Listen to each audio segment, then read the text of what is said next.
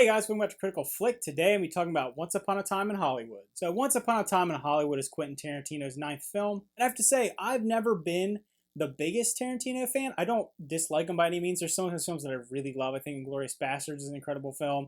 I really like Reservoir Dogs, Django. So I was pretty excited to go into it. But I do think that this movie is definitely, for me, in the top half of his films. I really actually did enjoy it. I think it has some of the best performances of the year so far. Obviously, the two leads were incredible. Leonardo DiCaprio as Rick Dalton, playing this kind of washed up action star who's on the tail end of his career, kind of taking anything that he can do, falling far from grace in Hollywood, and just his struggles. He was a very sympathetic character, and I like that about it. I like that this movie didn't make him too much of a caricature. It was someone that you kind of felt for. He felt like a real person, felt like somebody actually going through, dealing with their mortality of their career and who they are. And I think he played it really, really well. I think he did some really good physical acting. And that's something that Leo has always been really good at, in my opinion, especially in The Revenant. That movie's all physical acting. And this one, he has his own little, stutters and ticks and just the way he, coughs. And he creates an embodiment of a character that you forget at times that it's Leo. And you're really like, oh, this is Rick Dalton, the old movie star. Brad Pitt as Cliff Booth being his stunt double, also really great. Some great comedic timing. I really loved his role in this movie. I think it's one of his best performances to date that I've ever seen. And I think those two had incredible chemistry and they played off each other really well. And it kept me captivating. This movie is very long and I do feel at times that it does drag a little bit. I would understand how people would find this movie boring, especially for the first two acts of the film. But I think their chemistry and their banter really kept me interested. I was really enjoying it. I really loved seeing how they would interact and talk about the world around them, talk about their own careers, their family, just their general life. You felt like these were longtime friends. It didn't feel like you're being introduced to new characters. It felt like felt very lived in. It made it feel like real old school Hollywood, and these are kind of the players that have been there for a long time. Speaking of old school Hollywood, the setting is immaculate. Just the attention to detail in this film. Tarantino always creates very immersive alternate histories. I felt that his idea of World War II and Inglourious Basterds, his idea of the South, the Confederate South during Django, was really well done. And this is no exception. You really feel like you're in 1960s Hollywood. Just the lights, the cars, the way they made whole city blocks look like they would have back then. You feel so immersed into it. And one of the big aspects that I liked is the integration of pop culture and film into it. They create these movies and shows that feel so real because they actually are emulating some real things that came out at the time. And you hear, radio music and radio banter and speaking about, RFK assassination. You hear people talking clippings about JFK.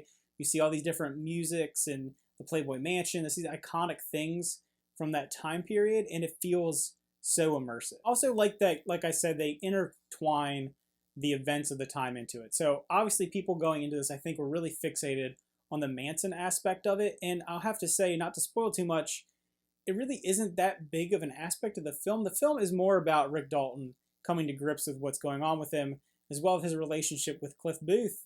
And I like that. I like that it wasn't just this Manson movie. And the looming shadow of that event and kind of that slow build of when is this going to happen? We know he lives next to the Polanskis. That little bit of that cloud hanging over the story, I think, added a little bit of tension. There could have been more tension to it. I do like that it was a slow-paced film that I was able to really enjoy. I didn't feel like it was on edge of my seat the whole time. And I really got to soak in these really incredible performances. So I liked that. I thought that they handled that aspect pretty well. I also really liked the third act. I think people might be a little divided because this movie does have a huge shift in tone when you get to the third act, specifically the very end of the film. And I liked it. I liked that he went full ridiculous Tarantino style at the end, just that over-the-top bombastic style, because the whole first half feels so well crafted and so subdued, and these great performances that are a little quirky and funny, and you're kind of easygoing, and then it just hits you at the end. And I liked it. I think it made that impact at the end even more powerful, having the first 2 hours be pretty easygoing. The only real negatives I have with the film, honestly, is that Margot Robbie isn't given a whole lot to do in the film. I think she's fine in it. I think she really embodies the bubbly, happy, kind of warm sensibility of, I guess, what Sharon Tate would be. And it really makes you feel for her. You're worried about what's going to happen to her because she's so, she's so lively and vibrant and just kind of, I think that's what she really did really well. She really does that really well, but she doesn't have a lot of dialogue or a lot of interaction to really shine. But I think the moments that she did have were done really well. And I think that they did a good job. A big knock that I'm sure a lot of people have on the film that I also felt at times is that it kind of meanders. You don't feel like there's a central story. It feels like a bunch of individual moments of someone's life. You're kind of going along for the ride. You're not really invested in what's going on, but you're interested. You're watching it, and it is done really well. The acting, like I said, is incredible. But there's not a whole lot of plot there, not a whole lot of story going on. So yeah, that's something that maybe if they would have tweaked it a little bit or even trimmed the movie down a little bit, you would have felt a little more focused and a little more centralized.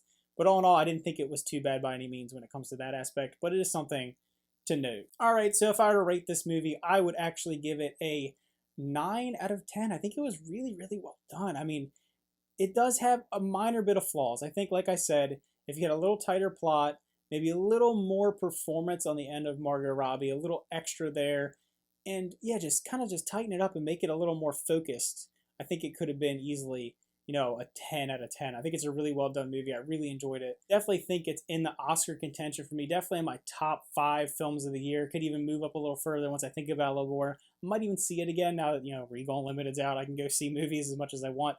So yeah, it's definitely in the top there. So I'd like to hear, what did you think about Once Upon a Time in Hollywood? How does it rank for Tarantino films for you? How's it rank for movies of the year, or Leo performances, or Brad Pitt performances? There's a lot going on here. He got a lot out of these actors. And yeah, I'm just interested to see what you guys think in the comments down below. All right, guys, remember to like and subscribe, and see you next time.